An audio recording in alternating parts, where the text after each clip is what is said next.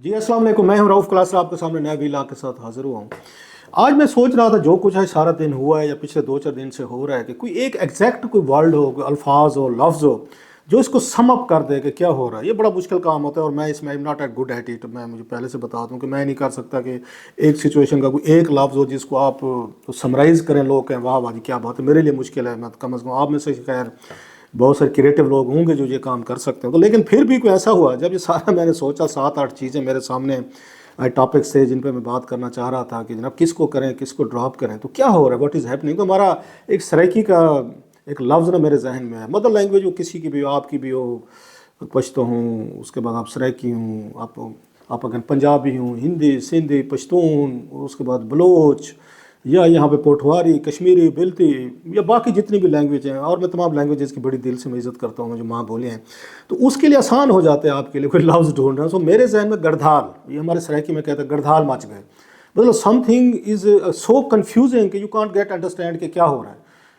Again तो इसको हम सराइकी में गढ़धाल कहते हैं, यार गढ़धाल पाए गए कि कुछ समझ नहीं आती कथी ना पे। So that's what is happening exactly right now. मेरे सराइकी बिराई को ये बेहतर पिक करे सन के वक्त अगेन अगेन गढ़धाल दा असल तो इतना मकसद क्या है पिया। अब आप इससे देख लें इस वक्त, मतलब भाई मस है कि थोड़ी सी इंतहा डेंजर सिचुएशन भी है, कंफ्यूजिंग भी है कि आपको बाज़ दफ़ा ना मतलब पैरेलल बहुत सारी चीज़ें चल रही, सिस्टम चल भी रहा है और सिस्टम रुक भी गया, सिस्टम कहीं पे बर्बाद भी हो गया है।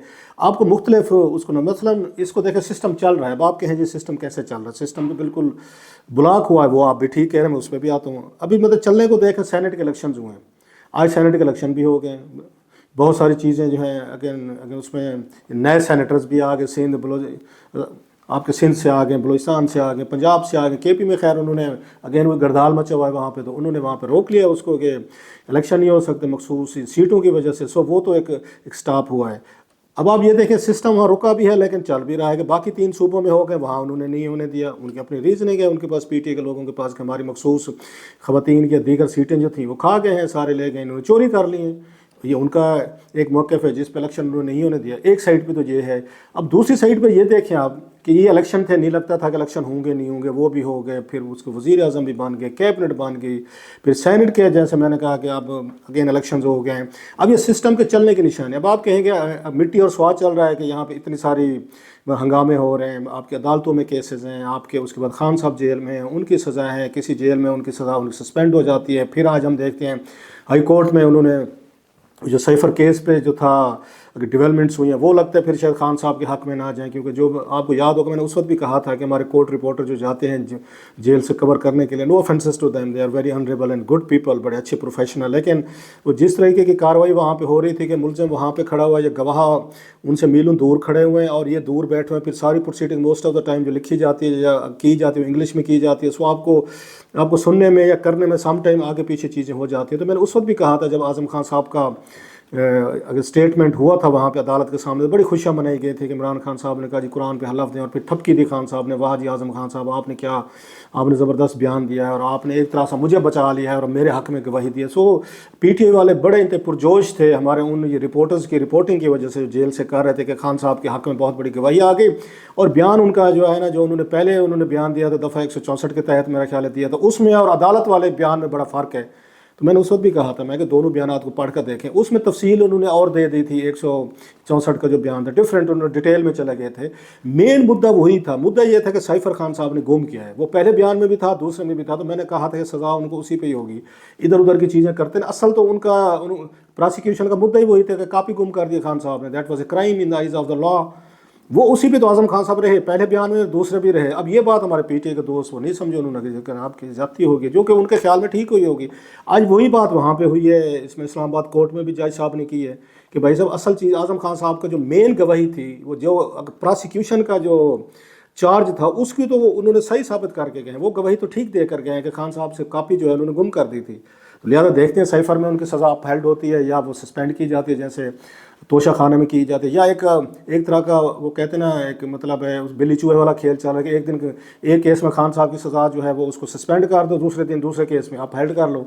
अब ये अगर ये तरीका उनको मंजूर है और वो समझते हैं ठीक है, एक दिन आप खुशियाँ मना लें, दूसरे दिन गम, वो कभी खुशी कभी गम वाला काम चल रहा है। सो इट्स अ वेरी अगर प्रॉब्लमेटिक मत सिचुएशन है। अच्छा, साथ में हम ये देखते हैं कि खान साहब जो हैं ان کو اگر ججز کو ساری اس پہ ججز پہ آتے ہیں، ان کو ایک پاؤڈر والا وہ سنا ہے، ایک وہ ملا ہے، ایک ان کو لیٹر ملا ہے جس سے یہ سمجھا جا رہا ہے کہ ججز کو تھریٹ کیا گیا ہے کہ آپ کو پتہ ہے پہلے یہ چیزیں آتی تھیں کہ اس وقت جب یہ کووڈ آیا تھا تو ان دنوں میں تو لوگ اس طرح کے کرتے تھے، دنیا بھر کے پریزیڈنٹ بڑے لوگوں کو وہ ایک پاؤڈر ان کو بھیجا جاتا جس کو کہتے ہیں خدا نخواستہ ٹچ کرنے سے آپ میں وہ جراثیم یا دیگر چیزیں جو ہے نا آپ میں وہ ہو جاتی ہیں، آپ کے اندر ان کا امپیکٹ آتا ہے اور بندوں کو انتہائی اس کے سیریس کنسیکوینسز اس کو فیس کرنے پڑتے ہیں. سو اسی طریقے کا پاؤڈر جو ہے نا یہ انہوں نے بھیجا گیا. اب یہ تو اس لیب کے ٹیسٹ سے پتہ چلے گا کہ یہ وہی والا پاؤڈر ہے خدا نخواستہ جو اگر نقصان پہنچانے کے لیے ہوتا ہے. جب بیبی کی وہ نہیں بیبی پاؤڈر جو ہوتے جو ہماری مائیں بھی ہمیں بچپن میں کبھی ہمیں نکل آتے تھے دانے تو ان پہ لگاتی تھی. یہ تو خیر لیب ٹیسٹ سے ہی پتہ چلے گا کہ یہ کیا چیز ہے. وہ ایک علیحدہ ایک ہم نے دیکھا. ادھر سے خان صاحب نے ایک بڑا فائر ورک کیا ہے. ایک دو دن پہلے ہم نے دیکھا بشرا بیگم صاحبہ نے کیا تھا.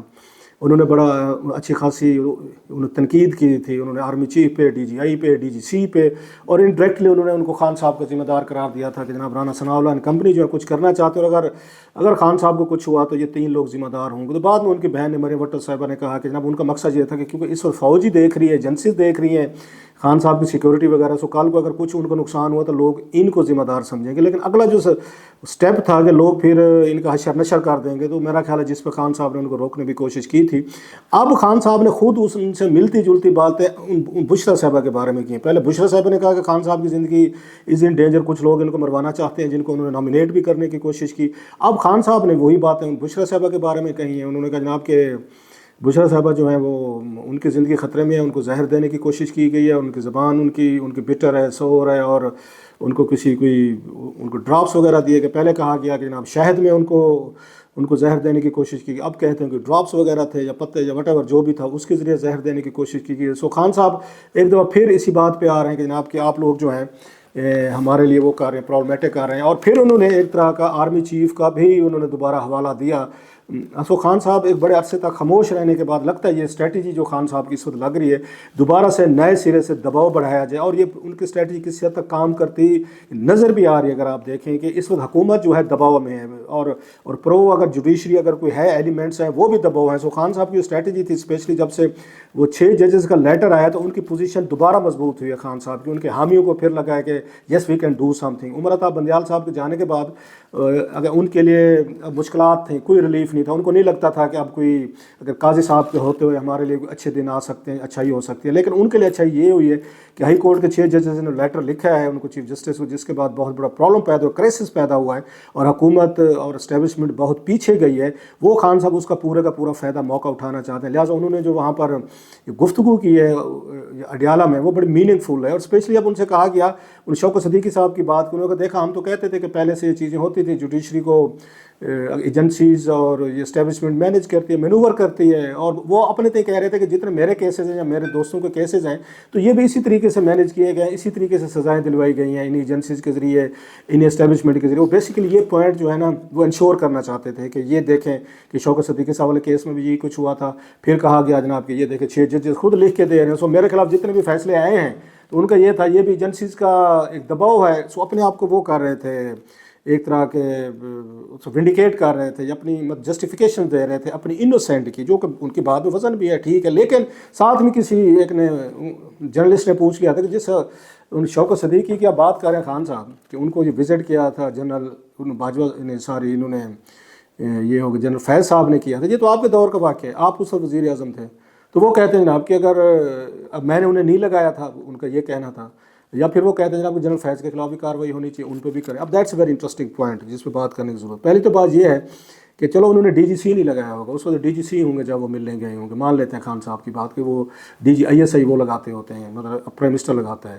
تو پھر جب جنرل فیض کو جب ڈی جی انہوں نے آئی ایس آئی لگایا تھا، وہ تو یہ پرائم منسٹر عمران خان صاحب نے لگایا تھا، وہ جنرل باجوہ نے تو نہیں لگایا تھا. ہاں آپ یہ کہیں انہوں نے نام دیا تھا میں نے مان لیا، دیٹس فیئر، یا آپ یہ کہہ سکتے ہیں.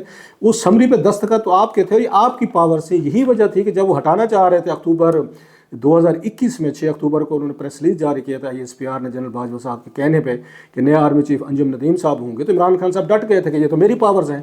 سو یہ پاورز اور ڈی جی کی لگانے کی آپ کی پاور سے، تو آپ نے جنرل فیض کو لگایا تھا. لہٰذا آج یہ کہنا جی میں نے نہیں لگایا تو باجوہ صاحب نے لگایا تھا. ایون ڈپٹی ڈی جی سی بھی تھے، اگر آپ کو نوٹس میں آیا تھا تو پھر آپ نے کیسے ان کو یہ تو بہت پہلے بات کہہ دی تھی شوکت صدیقی صاحب نے. جب انہوں نے یہ بات کہی تھی تو کیا اس وقت آپ نے انویسٹیگیشن کوئی انکوائری کمیشن بنا دیا تھا as a prime minister of Pakistan number 1؟ آپ نے چلے بنا بھی دیا تھا. پھر اس کے بعد D G I S I تھے جنرل فیض, تو کیا آپ نے ان کو ہٹا دیا تھا عہدے سے کہ جناب آپ اس طرح کے کسی کے جج کے گھر کیوں گئے تھے کرنے کے لیے؟ سو خان صاحب کا ایک اپنا ایک سٹائل ہے, جو چیزیں ان کے اپنے حق میں جا رہی ہوں اس وقت انہیں فوج کے رول پہ, ایجنسیز کے رول پہ, اسٹیبلشمنٹ کے رول پہ, میڈیا, ججز جو بھی ہوں, انہیں کوئی مسئلہ نہیں ہے. اس وقت وہ بہادر ہیں, بڑے زبردست ہیں, ان جیسے جرنل بھی کوئی نہیں ہے, ان جیسے فوجی بھی کوئی نہیں ہے, ان جیسے میڈیا بھی کوئی نہیں ہے, ان جیسے اینکر بھی کوئی نہیں, جج بھی کوئی نہیں. اس وقت وہ کہتے ہیں شاباش زبردست. جب خان صاحب کے اپنے حق میں چیزیں استعمال ہو رہی ہوں, یوز کی جا رہی ہوں, اسٹیبلشمنٹ جب یہ ایجنسیز کر رہی ہوں, جب میڈیا یا ججز, لیکن اگر کوئی دوسرا وہ کرنا شروع کر دے, وہ کہتے ہیں دیکھیں سوسائٹی تباہ ہو گیا, ملک برباد ہو گیا, دیکھیں ملکوں میں ایسے تھوڑا ہوتا ہے, دنیا کے ایڈوانس کنٹریز میں تھوڑا ہوتا ہے, کوئی جاؤ کہ یہ جج صاحب کے پاس چلنا جب اپنی مرضی کا فیصلہ کر جائے, اور پھر وہ دنیا کے ہمیں 10 ممالک کی مثالیں دیں گے. جب اگر کوئی اور وہی طریقہ واردات کر, مثلا یہ کس کو پتہ نہیں ہے کہ ثاقب نثار صاحب جو ہیں ان کو بیٹھ کے یہ جنرل فیض حمید صاحب جو ہیں یہ سارا انہی کے ساتھ کنسلٹیشن ہوتی تھی. یہ جہانگیر ترین صاحب کیا کہتے تھے, ان سے پوچھیں ذرا کہ ان کو کیسے ڈسکوالیفائی کرایا گیا تھا. یہ تو خود کہتے ہیں اب اس میں, اور یہ اوپنلی کہہ چکے ہیں کہ عمران خان صاحب جو ہیں وہ چاہتے تھے کہ بیلنسنگ یہ ایکٹ کے, لیکن نواز شریف صاحب ادھر سے ڈسکوالیفائی ہو گئے, ادھر سے جہانگیر ترین صاحب کو ڈسکوالیفائی کر دیں, چلیں اگر مجھے کلین چٹ دے دیں. یہ تو جہانگیر ترین صاحب ان کے ساتھ ہی خود کہتے ہیں, ریکارڈ کہتے ہیں, یہ کون سی بڑی بات ہے. یا وہ کہتے ہیں علیم خان صاحب کہتے ہیں کہ مجھے نیب میں جو گرفتار کروایا تھا وہ اگین عمران خان صاحب نے کروایا تھا. اب نیب چیئرمین نے تو عمران خان صاحب کے کہنے پہ تو نہیں کرنا تھا, انہوں نے پھر یہی جنرل فیض کے کہنے پہ کرنا تھا. سو خان صاحب یہ کام خود کرتے ہیں, لیکن جب ان کو کرے تو پھر ٹھیک ہے, لیکن کوئی اور کرے تو پھر برا ہے, وہ کریکٹر ڈھیلا ہے پھر اس کا. سو یہ والی چیز جو ہے وہ خان صاحب کی, لیکن ان کی ایک سیاستدان ہیں, ایکٹیو ہیں, انہیں یہی کرنا چاہیے. اسی طریقے سے وہ مطلب چلاکیوں کا نام ہی یہاں پالیٹکس ہے, کسی کو دھوکہ دینا, فراڈ کرنا, لوگوں کو کہانی پانا, یہ سب کی بات میں کچا زبانی آپ کو مجھے مطلب کسی ٹرک کی بتی کے پیچھے لگا دینا, اور ہم آرام سے دوڑتے جاتے پیچھے لگ جاتے ہیں, ان کے لڑنے مرنے پہ تیار ہوئے ہوتے ہیں. سو یہ تو سیاستدان کا کام ہے, اس کو موقع ملے گا, وہ سپیس ڈھونڈے گا, وہ اسٹرائک کرے گا. اس وقت خان صاحب کو موقع ملا ہوا ہے. اور جوڈیشل کمیشن پہ جو ڈباکل ہوا ہے بہت بڑا, کہ اس طرح جس طرح حکومت کو سبکی ہوئی ہے کہ پہلے گئے ہیں چیف جسٹس صاحب سے ملے ہیں, وزیر اعظم ملے ہیں, ملاقاتیں کی ہیں, 2-3 گھنٹے کی ان کی میٹنگز ہوئی ہیں, پھر ایک نام وہاں پہ طے ہوا کہ چیف جسٹس تصدق حسین جیلانی صاحب کو لگائیں کہ اچھا جیلانی صاحب سے بھی انہوں نے کنسینٹ لے لی, انہوں نے کہا ہاں جی ٹھیک ہے, ٹی او آرز بھی ہو گیا, سب کچھ ہو گیا. تو اس کے بعد ان کا اناؤنسمنٹ بھی کر دیا گیا, اور جو ہی اناؤنسمنٹ ہوا وہ جیلانی صاحب پہ تھوڑی سی تنقید ہے, جیلانی صاحب وہ سائڈ پہ ہو گئے, انہوں نے کہا میں تو نہیں بنتا, بلکہ لیٹر لکھ مارا انہوں نے. یہ جیلانی صاحب کی میں سمجھتا ہوں ان کو پہلے ہی یا تو انکار کر دینا چاہیے تھا, کیونکہ وزیر کہہ رہے ہیں اس کے حکومت کے کہ ہم نے ان سے رابطہ کیا تھا اور وہ ایگری ہوئے تھے, پھر ہم نے ان کا نام دیا تھا. اس کی کوئی انہوں نے تردید نہیں کی جیلانی صاحب نے. سو اس کے بعد ان کا لیٹر لکھنا اور کہنا جی مجھے تو پتہ ہی نہیں تھا, مجھے ویسے ہی بنا دیا گیا, یہ میرا خیال ہے ان کی تصدق حسین جیلانی صاحب کی طرف سے زیادتی ہے.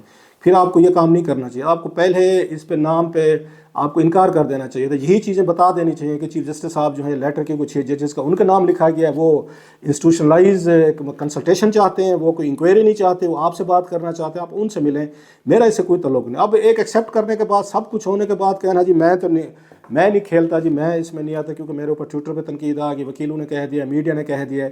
اب اتنے بڑے اسٹیچر کا بندہ تصدق حسین جیلانی صاحب ہیں, چیف جسٹس ہیں, انہیں پھر اس پبلک مطلب ہم بھی تو کرتے ہیں, میں بھی تو کرتا ہوں, آپ میں سے کتنے سارے لوگ مجھے لائک کرتے ہیں, ہارڈلی فیو, موسٹلی لوگ اس ٹویٹر سوشل میڈیا پہ میرے بارے میں بیشنگ کرتے ہیں, وہ ٹرولنگ کرتے ہیں. تو میں ٹرولنگ کے ڈر سے, ہاں میں اگر اپنی مجھے کوئی اس کی ریزننگ لاجک سمجھ آتی ہے وہ اور چیز ہے, لیکن یہ کبھی نہیں ہوگا کہ میں کسی کی ٹرولنگ کے ڈر سے, گالی کے ڈر سے, کسی کے فساد ایک مطلب بیک لیش آنے کے ڈر سے میں وہ گفتگو کروں گا جس سے لوگ خوش ہو جائیں گے. میں کوئی اگر کامیڈین نہیں ہوں, میں انٹرٹینر نہیں ہوں, میں گلوکار نہیں ہوں, ایکٹر نہیں ہوں کہ میں نے لوگوں کو خوش کرنا ہے. میں جو ہوں مطلب ہے جو اللہ کی مہربانی سے تھوڑی سی جو بھی جرنلسٹ کا کام ہمیشہ بیڈ میسنجر ہوتا ہے, بیڈ اس نے خبریں دینی, یہ ان کا کام ہے, وہ اچھی خبروں کے لیے نہیں ہوتا. سیم گوز فار جوڈیشری ہے. جوڈیشری کب سے یہ دیکھنا شروع کر دیتے کہ لوگ اس سے خوش ہو جائیں گے, انہوں نے قانون کے مطابق فیصلے کرنے, ضمیر پہ بھی نہیں کرنے ہوتے. جو ہمارے ہیں نا بڑے انتہائی ٹار میں بڑے لوگ بلے بلے کرتے, جی ضمیر پہ فیصلے کروں گا. جب کوئی جج کہتا ہے مجھے اس پہ تپ چڑھتی ہے, ناراض نہ ہوئیے, وہ بھائی میرے قانون پہ فیصلے کرو. ضمیر تو مختلف, میرا ضمیر مختلف ہے, آپ کا مختلف ہے, ہم ساروں کو جو مجھے سن رہے ہیں ہمارے ضمیر ملتے ہیں, میرا نہیں خیال ہے ملتے ہوں گے. اچھا اگر ملتے بھی ہر ایشو پہ ڈفرینٹ ہمارا ضمیر ہوگا. سو یہ نہیں کہا جا سکتا ضمیر پہ فیصلہ کروں گا, یہ آپ کا ضمیر ہے بھائی سر, ہو سکتا ہے میرا نہ ہو, یا میرے جو ضمیر میں ہے وہ آپ اسے ڈفر کرتے ہو. اس لیے قوانین بنائے گئے ہیں تاکہ آپ ضمیر کو سائڈ پہ رکھیں, جو قوانین ہیں اور ہزاروں سال کا انسانی تجربے ان پہ چلنے کی کوشش کیجیے. سو لہٰذا اس وقت جج کو نہیں اس کی کیئر کرنی چاہیے, بلکہ اس کا تو یہ انصاف کا کہتا ہے کہ آپ انصاف کرو, بے شک آسمان کیوں نہ گر پڑے. یہ ڈیفینیشن ہے اس کی انصاف کی. تو اس وقت جیلانی صاحب کہتے ہیں نہیں جی مجھے تو لوگ گالیاں دیں گے, مجھے تو لوگ یہ کریں گے, چپکے سے سائڈ پہ ہو گئے, اور سائڈ سائڈ پہ ہو کے انہوں نے چیف جسٹس صاحب عدلیہ اور پوری حکومت کو بلڈوز کر دیا ہے. اب حکومت لیٹی ہوئی ہے اور اگین عدلیہ بھی لیٹی ہوئی ہے, اور اس وقت چڑھائی کی ہوئی ہے خان صاحب نے, ان کے حامیوں نے, ان کے ججز نے, ان کے باقی ان کے وکلا نے. اور دیکھ لیں بس, اب اس کو مجھے بتائیں, اس کو گردھال نہ کہیں تو کیا کہیں؟ بالکل ایک گردھال مچا ہوا ہے. اب اس کا کیا نتیجہ نکلتا ہے دیکھتے جائیں سر, روز کی بنیاد پہ کچھ نہ کچھ تو ہو رہا ہے.